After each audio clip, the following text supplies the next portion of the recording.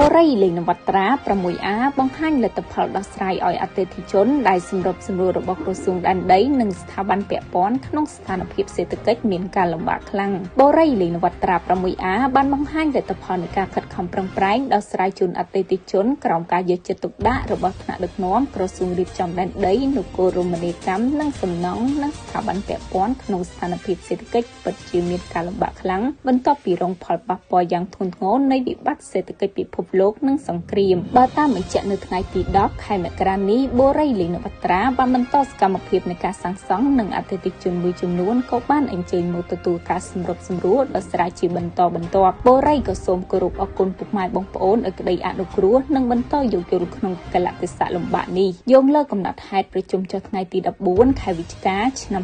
2025នៅទីស្តីការក្រសួងហើយមកដល់ពេលនេះក្រុមហ៊ុនបានខិតខំប្រឹងប្រែងដោះស្រាយបានលទ្ធផលដូចខាងក្រោមចំណុចទី1ទីតាំងដីលុយ87ក្រុមហ៊ុនបានរៀបចំប្រព័ន្ធទឹកភ្លើងបន្ថែមឬរាល់ដូចនេះអតិថិជនអាចប្រើប្រាស់បានទាំងស្នាក់នៅនិងការសាងសង់ផ្សេងៗចំណុចទី2គម្រោងដីលុយជ្រៃ100បច្ចុប្បន្នពុំទាន់បានចាក់ដីបន្ថែមដោយក្រុមហ៊ុនកំពុងចាក់នៅប្លុក C បំពេញបន្ថែមសិនដោយឡែកអតិថិជនទិញផ្ទះក្រុមហ៊ុនកំពុងដោះស្រាយពួកគាត់ភាគច្រើនសូមប្តូរទីតាំងគម្រោងបូរី 6A បច្ចុប្បន្នផ្ទះនៅសល់តែចំនួន46ប៉ុណ្ណោះចំណុចទី3ការចាក់ដីនៅប្លុក C គឺកំពុងចាក់រាល់ថ្ងៃបច្ចុប្បន្នកើតឡើង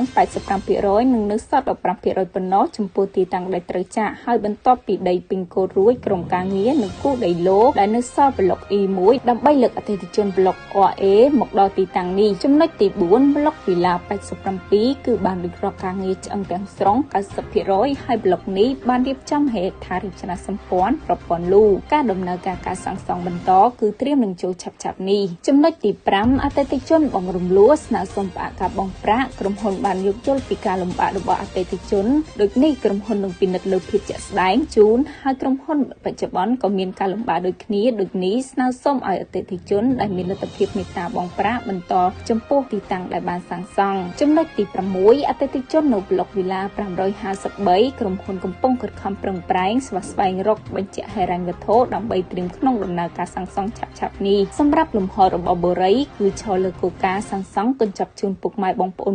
100% បូរីលេងនវត្រាមានផ្ទះសង់ហើយខ្លះសម្រាប់ជជែកដោះស្រាយដល់ដូរយើងកណនីថែមថយតាមតម្លៃជាក់ស្ដែងបូរីលេងនវត្រាក៏មានជាជំរើសជជែកជូនពុកម៉ែបងប្អូនដោយឈរលើគោលការណ៍មិនអោយខាតបង់នូវអត្ថប្រយោជន៍ពុកម៉ែបងប្អូនឡើយមួយសម្រាប់អតិថិជនប្លុកវីឡា B530 អតិថិជនបញ្ចប់ការសាងសង់ដោយខ្លួនឯងគឺសម្រាប់សម្រួលបានដី2ឡូទំហំ 10x17 ម៉ែត្រក្នុង1ឡូគឺ 6A 1ឡូនិងព្រះសព1ឡូអតិថិជនដោះស្រាយដោយកញ្ចប់ដោះដូរគឺសម្រាប់សម្រួលបានដី4ឡូទំហំ 10x17 ម៉ែត្រក្នុង1ឡូគឺ 6A 2ឡូនិងព្រះសព2ឡូ2សម្រាប់អតិថិជនមានប្លុក B ប្រភេទផ្ទះ E0 E1 អតិថិជនសាងសង់កញ្ចប់ខ្លួនឯងគឺសម្រាប់សម្រួលទទួលបានដី2ឡូគឺទំហំ 4.1x18 ម៉ែត្រនៅដី 6A